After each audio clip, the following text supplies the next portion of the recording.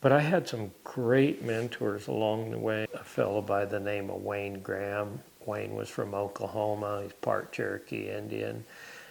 He was the first mentor that really helped me with a lot of stuff with horses and mules in the mountains and shoeing. The first mule that I ever climbed on to help start, I would have probably been about 12, 13 years old. I had an uncle, Harley Terry. He was down in the San Joaquin Valley of California, Gary Terry, and all those guys down there. They raised quarter horses. When I came to Wyoming at 18 years old, I can't talk about any of that without talking about Jake Clark. I looked up to him. I admired him. He was an outfitter, old and pretty salty, pretty tough, and I learned how to just roll with things in the mountains. I learned so much about packing mules, about living out there, about guiding hunters. He bought a lot of stuff out of the kill pens in Montana, brought them back into the outfitting thing. We went up the Graybull River. There wasn't any round pens really per se. There was just, we went to work, and a lot of them weren't broke at all. And I asked him one day, how many of those did you think we got going? He said 60 to 65% of them became some type of a productive citizen in an outfitting string. In 1991, I went to work for the Forest Service.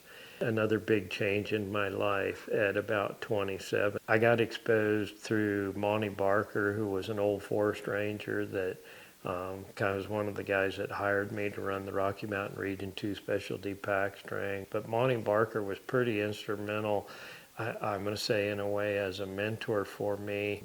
And through him, I met people like Dwayne Hagan, who had done a lot of horse training and clinics with Ray Hunt. And actually, it's been a fair amount of time with groundwork stuff and everything with Pat Pirelli. It was kind of the very first time I saw somebody actually face something up in a round pen at Liberty. You know, not having to rope them or run them in a corner was kind of a foreign thing for me.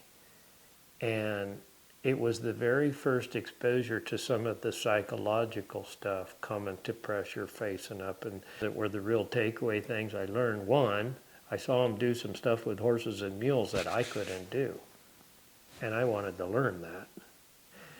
For two, it wasn't the really harsh, hardcore, forced method.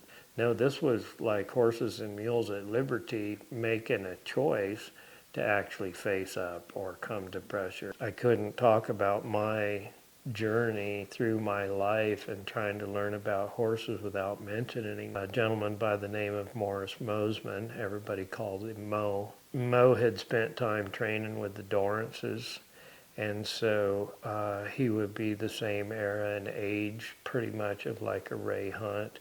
The first time that I was ever exposed to Mo, I watched him ride and operate a horse bridleless on his feet, something I'd never seen before, and I was so taken back by it. Humbling would probably be the right word. I think with Dwayne Hagan and Morris Mosman, even Jake Clark to a degree, you know, those are three mentors that were huge in my life. That it was humbling for me.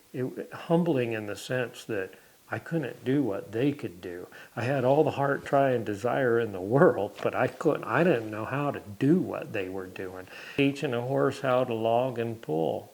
I learned how to handle a rope and my coils and tension and how to get a horse to lean into a rope and log and pull. Who do I owe all that to? I owe that to old Carl Jones skidding firewood off of the side of the mountain across the frozen river.